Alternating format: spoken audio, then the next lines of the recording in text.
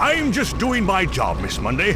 Andrew asked me to look after you, and I'm going to make sure nothing unseemly happens on this wonderful, Sonny. fabulous, Sonny. huge Eyes up here.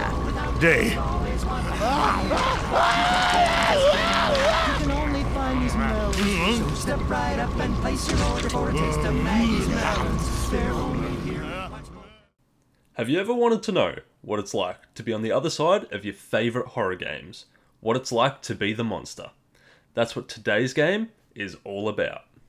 Today, we'll be taking a look into a game called Stubbs the Zombie in Rebel Without a Pulse. First, and more importantly though, it's story time. So strap in and get some popcorn or Skittles or whatever you like.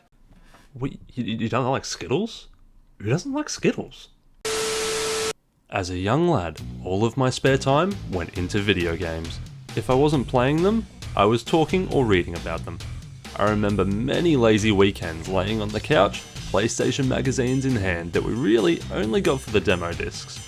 I had a bit of a thing for the gaming sections of a kids magazine called K-Zone, and it's within the pages of said magazine that this secret affair begins.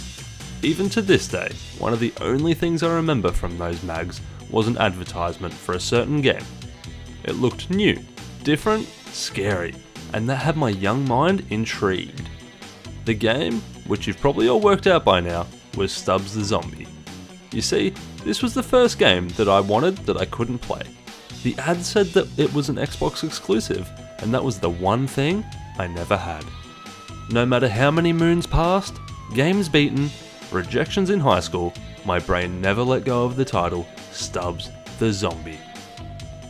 It's been roughly 15 years since then, and I had like a Winter Soldier episode when I finally saw that the game was being remastered and released on modern systems. It was finally time to fill in this page of my legend, and I brought it day one. The near on 15-year wait was not worth it. Our story starts in an idealistically perfect future city called Punch Bowl. The game is set in a version of 1959 straight out of what people envisioned the future to look like back in those days. Hover cars, barbershop quartets wielding laser guns, and army guys yelling about commies. That kind of stuff. This city is turned on its head when you, Stubbs, rise from the ground on opening day and unleash a wave of terror so great you'd lose your mind! So what's the gameplay like here? It's alright. It's pretty simple. The basics being you move around, attack people, eat their brains to turn them into your own zombie horde, jump, crouch for cover, and use various parts of your body as special abilities. Stubbs has two different combos he can do to lower an enemy's guard to be eaten, but they're both nearly identical, or I'm just too half-brained to figure out the difference. There are 4 different abilities you unlock throughout the game using Stubbs' own body, and they can be a bit hit or miss. After using them, you have to recharge them by eating people's brains, and they recharge at different rates. The first is a nasty ass fart that stuns everyone around you, opening them all up to have their brains eaten.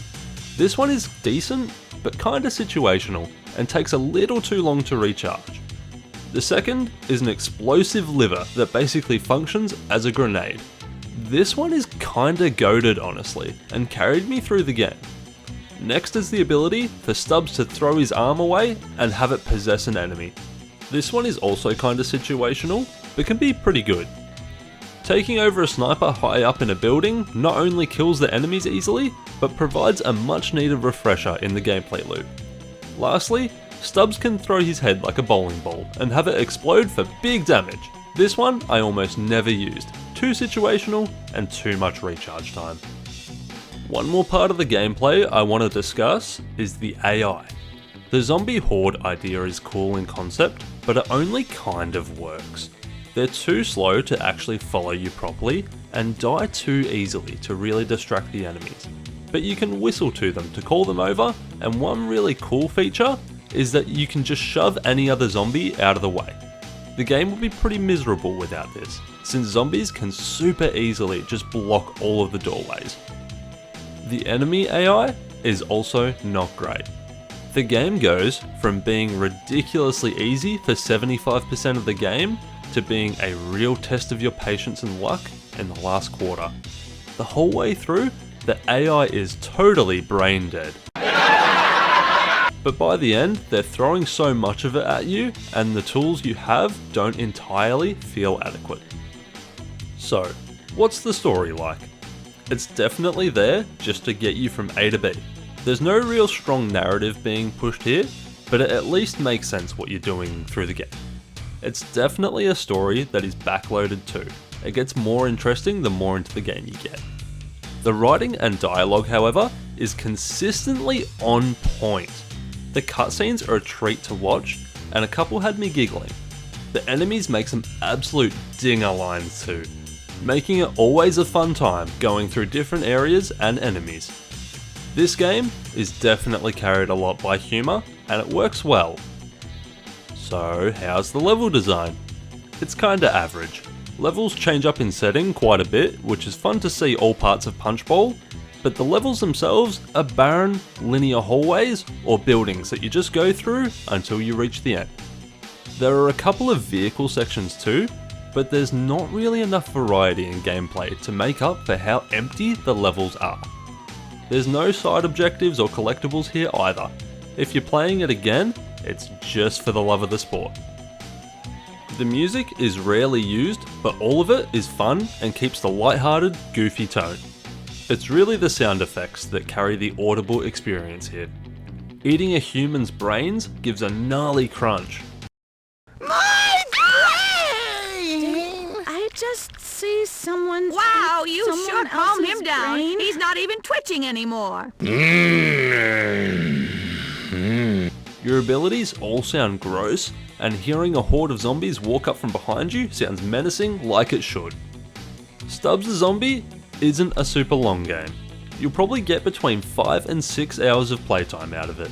So thankfully, with this being a remaster of the game from 2005, it was only priced at a solid $30 Australian.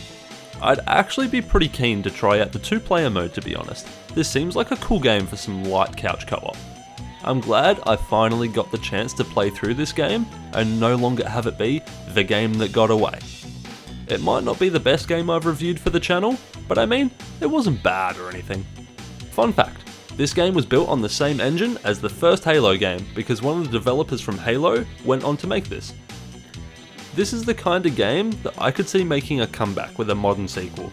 Proper combat, more and better powers, and interesting level design could really make for a fun game for modern consoles. All in all, I'll be giving Stubbs the Zombie in Rebel Without a Pulse a true score of 6.5 out of 10.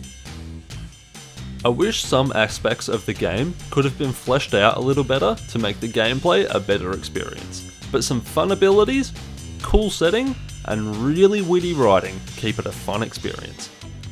If you've made it to the end of the video, click subscribe now. If you don't do it right now, you might miss out on future reviews, and then how will you know what games to buy? I appreciate you all for watching. Catcha. It's a brain eater. Where'd my hand go? Where'd my hand go?